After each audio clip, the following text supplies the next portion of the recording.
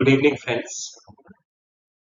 Uh, this is my new series on research methodology for social sciences. I'm Dr. Nitesh Dhawan.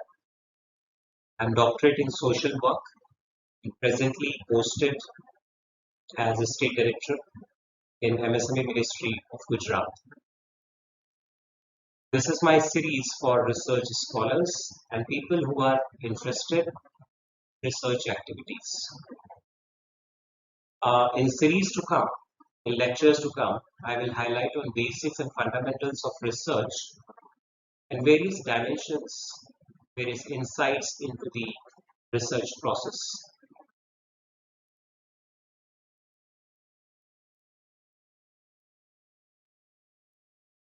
So this is the content outline that I have designed for the research series. This is my lecture 1.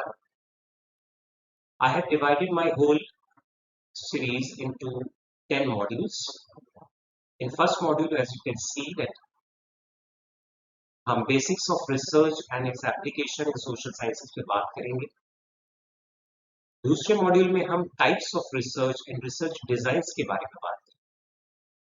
Third module में identification of problem, कैसे problem को identify करें, statement of the problem कैसे define करें. वहीं fourth module में हम review of literature, जिस प्रॉब्लम को, जिस स्टेटमेंट ऑफ प्रॉब्लम को डिजाइन किया है, फॉर्मुलेट किया है, उससे संबंधित रिव्यू ऑफ लिटरेचर किस तरह से किया जाए उस पर बात करेंगे.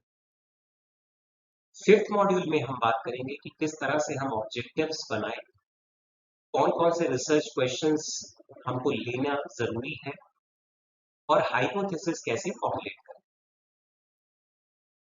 उसी तरह हमारा सिक्स मॉड्यूल जो बहुत इंपॉर्टेंट है, अक्सर रिसर्च प्रोजेक्ट्स में सैम्पलिंग एक बहुत ही टिपिकल प्रॉब्लम है जिसमें कंफ्यूजन्स होते हैं. उसमें हम सैम्पलिंग के कॉन्सेप्ट और उसकी वेरियस टाइप्स को एग्जाम्पल से समझने की कोशिश करेंगे. सेवेंथ मॉड्यूल में हम methods and tools of data collection, जो एक्चुअली में रिसर्च वर्क है, मेथड्स कौन से होने चाहिए, टूल्स कौन से होने चाहिए, depending on the objectives and the nature of research design जो हम लेते हैं, उस पर हम चर्चा करेंगे. एट्थ मॉड्यूल में हम डेटा क्लासिफिकेशन, टैबुलेशन, मॉड्यूल 9 में हम डेटा एनालिसिस पे बात करेंगे और मॉड्यूल 10 में हम किस तरह से स्टैटिस्टिक्स को यूज करके इंटरप्रिटेशन करें और फाइंडिंग्स और कंक्लूजन्स तक पहुंचे, उस पर हम चर्चा करेंगे. आज के इस लेक्चर में जो basics of research and application in social sciences पर है, मॉड्यूल 1 में, लेक्चर 1 में सबसे पहला प्रश्न किसी भी रिसर्चर के मन में जो उठ सकता है वो ये है कि रिसर्च क्यों की जाए. अक्सर रिसर्च स्कॉलर जो एमफिल और पीएचडी में एडमिशंस लेते हैं, उनके लिए मेजॉरिटी रिसर्च स्कॉलर्स को, जहां तक मेरा अनुभव रहा है, एक रिसर्च ओरिएंटेशन की जरूरत होती है. और रिसर्च ओरिएंटेशन बहुत इंपॉर्टेंट फैक्टर है, क्योंकि अनलेस एंड अनटिल हमारा जो एटीट्यूड है, जो माइंडसेट है, वो रिसर्च से संबंधित इंक्लाइंड ना हो प्रॉपरली, तो वो केवल डिग्री लेने तक सीमित रह जाता है. तो एक अच्छी रिसर्च के लिए जो क्वालिटीज हैं, वो पहली चीज जो जरूरी है कि एक पॉजिटिव माइंडसेट, कि कुछ हमें एक्सप्लोर करना है, कुछ नई थ्योरीज, कुछ नए फाइंडिंग्स हमें पर्टिकुलर रिसर्च एरिया से हमें निकालने हैं, और उसके लिए हमारी क्यूरियोसिटी एक बहुत बड़ा फैक्टर है. दूसरी क्वालिटी एक होती है कि साइंटिफिक टेम्पर हमारा होना चाहिए, कि हम लॉजिकल वे में कंक्लूजन्स पे पहुंचे, क्योंकि एक साइंटिफिक प्रोसेस है. तो किसी भी रिसर्चर के मन में बहुत सारी नीड्स होती हैं. उनमें से नीड ऑफ रिसर्च में पहली जो नीड है वो है नॉलेज और अंडरस्टैंडिंग को गेन करना. यानी जब हम रिसर्च करने चलते हैं तो पहली आवश्यकता जिसको हम कहेंगे वो ज्ञानार्जन की होती है, समझ को बेहतर करने की होती है. दूसरी, testing the reliability and validity of existing theories and phenomena.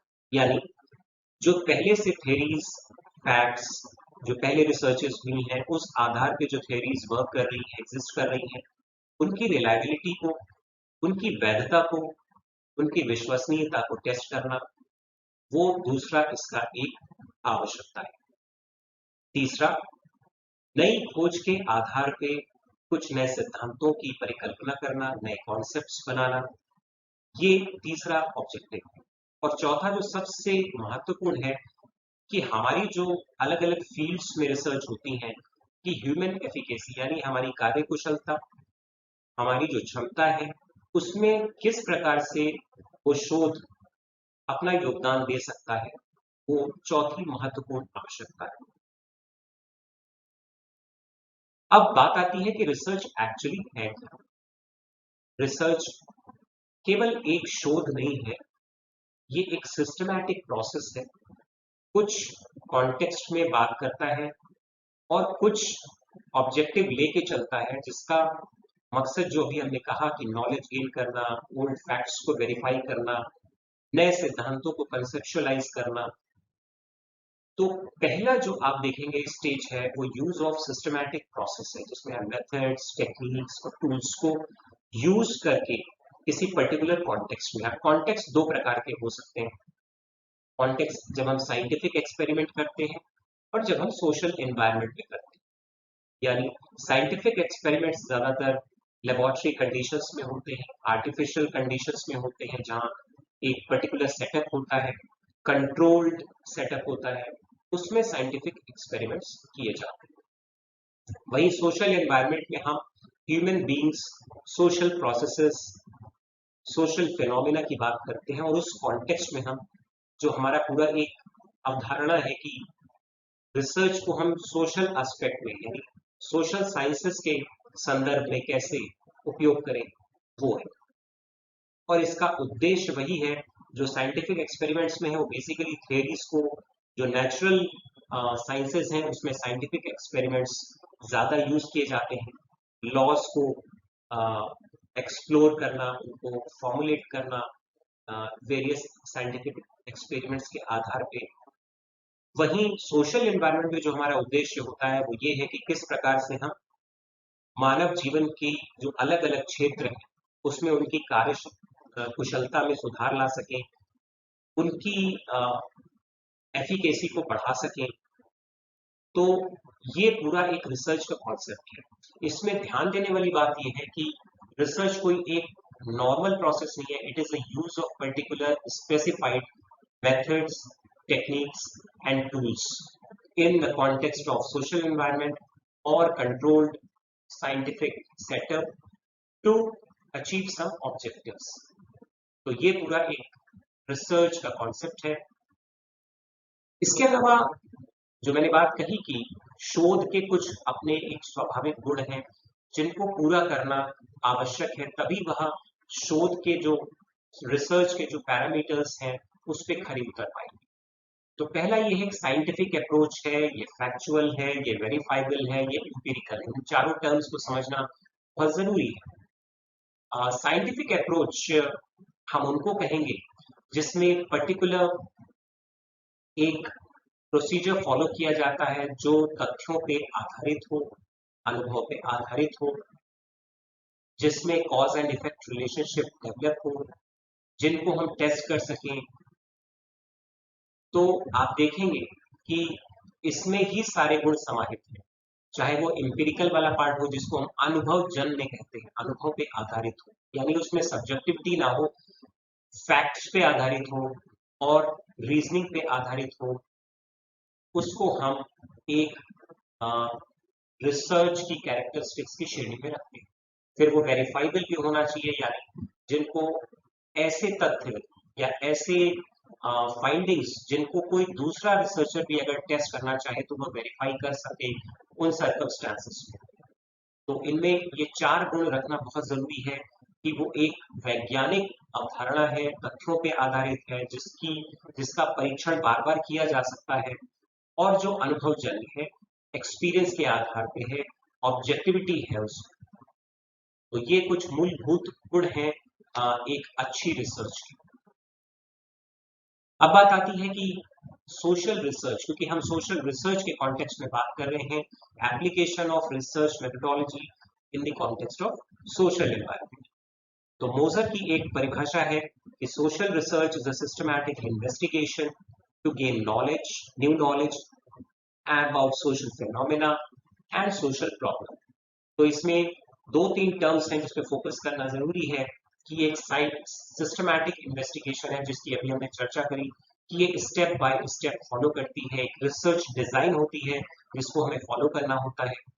इसका उद्देश्य ये है कि नई थ्योरीज, नया ज्ञानार्जन, नए सिद्धांतों की परिकल्पना को हम मूर्त रूप देते हैं। किन कॉन्टेक्स्ट में? सामाजिक संदर्भों में जहां सामाजिक प्रक्रियाएं चल रही हों। जैसे फॉर एग्जाम्पल अगर हम इसको थोड़ा सा इलेबोरेट करना चाहें तो हम ये कह सकते हैं कि मैरिज एक इंस्टीट्यूशन है जिसको हम एक सोशल इंस्टीट्यूशन कहते हैं।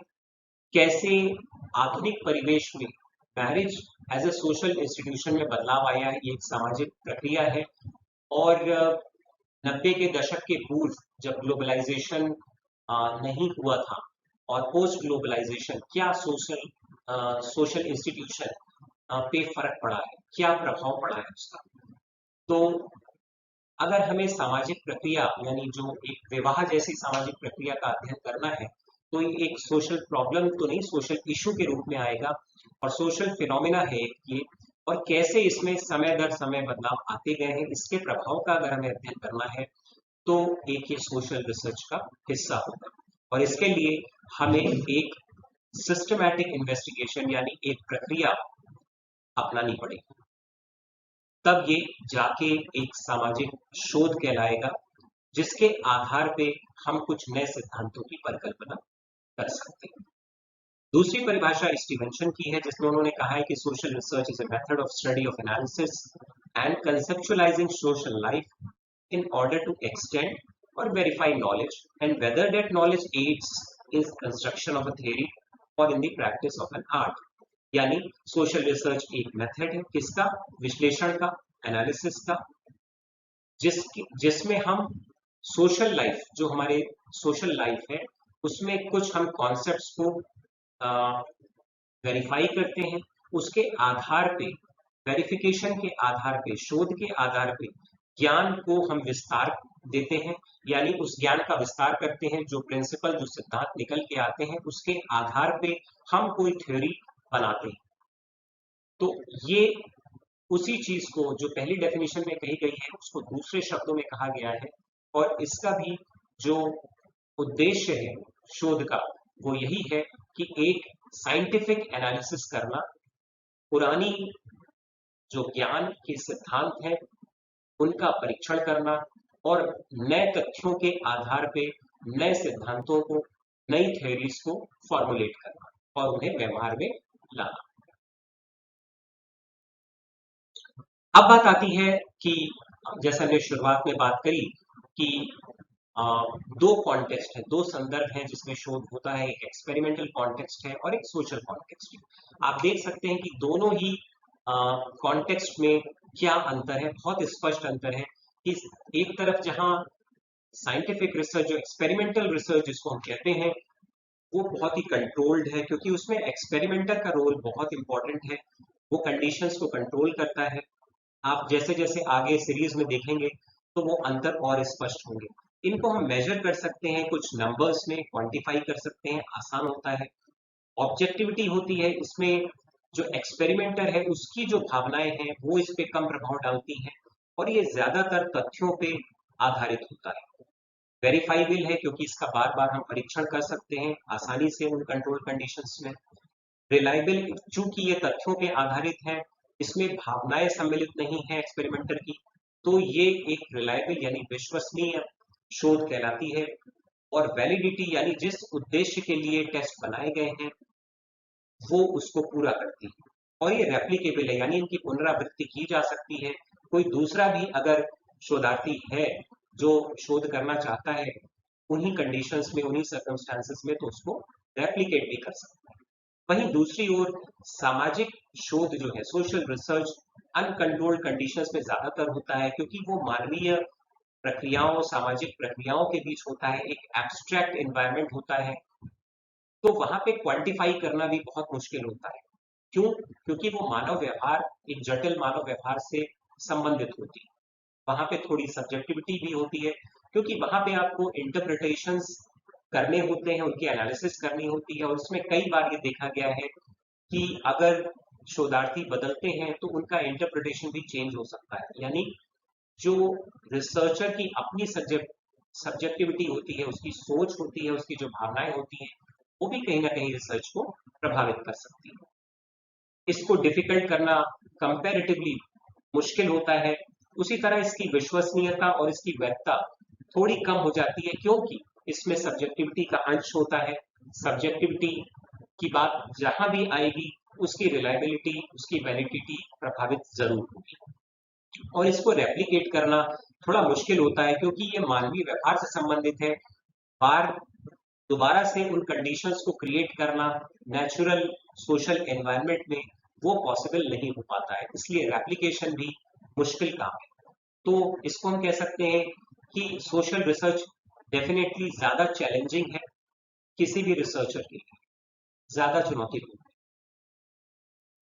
अब बात आती है कि सोशल साइंसेस में हम कैसे अप्लाई करें रिसर्च के। तो ये मान के चलती है कि जो साइंटिफिक मेथड्स हैं, वो मेथड्स हमारे कौन से हैं? मेथड्स हमारे वही हैं जो इस पे हमने बात की थी कि साइंटिफिक रिसर्च होनी चाहिए, एम्पिरिकल होनी चाहिए, फैक्चुअल होनी चाहिए, वेरीफाइबल होनी चाहिए।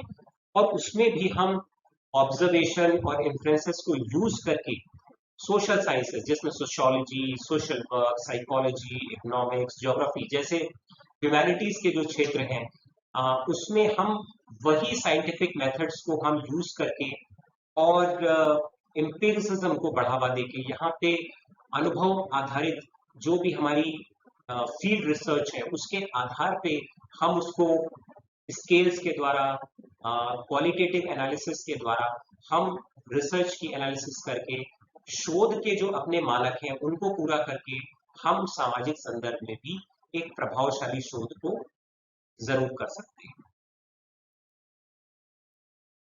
इसी को अगर हम कंटिन्यू करें तो अब सबसे ज्यादा चुनौतीपूर्ण क्या है? चूंकि ये क्वालिटेटिव एनालिसिस है, इसमें इसको क्वांटिफाई करना बहुत मुश्किल होता है। तो इसमें ये भी ध्यान रखना जरूरी है कि जो हम सैंपल ले रहे हैं वो रिप्रेजेंटेटिव हो, होमोजीनस हो, उसमें एक रूपता हो। इसके लिए प्रोबेबिलिटी स्टैटिस्टिक्स का यूज किया जाता है और प्रोबेबिलिटी सैम्पलिंग टेक्निक्स का यूज किया जाता है, जिसके द्वारा ये इंश्योर किया जाता है कि हमारा जो सैंपल है वो पॉपुलेशन को रिप्रेजेंट करे, उसमें एक रूपता हो और डेटा की एक्यूरेसी हो, और जो भी हमारे वेरिएबल्स हैं उसमें एक cause and effect variable relationship हो, ताकि हम किसी निष्कर्ष पे पहुंच सकें। इसमें कोरिलेशन भी स्थापित किया जाता है और बहुत से क्वालिटेटिव मेथड्स को भी हम यूज करते हैं। तो हमारा जो आज का लेक्चर था वो बेसिक्स पे था, जिसमें हमने प्रयास किया कि पूरे कॉन्सेप्चुअल फ्रेमवर्क क्या है रिसर्च का, उसको हम एक मूल रूप से, भौतिक रूप से समझने की कोशिश करें। और मुझे लगता है कि जो अगला हमारा लेक्चर होगा वो इसकी अगली ही कंटिन्यूएशन में खड़ी होगा, जिसमें हम रिसर्च में जो इम्पोर्टेंट टर्म्स हैं उसके बारे में हम डिटेल में बात करेंगे, समझने की कोशिश करेंगे, और रिसर्च में क्या क्या स्टेप्स हैं जो एक रिसर्चर को फॉलो करना चाहिए, उस पर हम विस्तार पूर्वक चर्चा करेंगे। सो जितने भी हमारे व्यूअर्स हैं सभी से रिक्वेस्ट है कि जिनको ये लेक्चर सीरीज रिसर्च मेथोडोलॉजी पे इन the context of social sciences पे समझनी है, नई इंसाइट्स के लिए, और अगर उन्हें ये लेक्चर पसंद आता है तो प्लीज जरूर सब्सक्राइब करें इस चैनल को और दूसरों के साथ भी जरूर शेयर करें। Thank you for watching.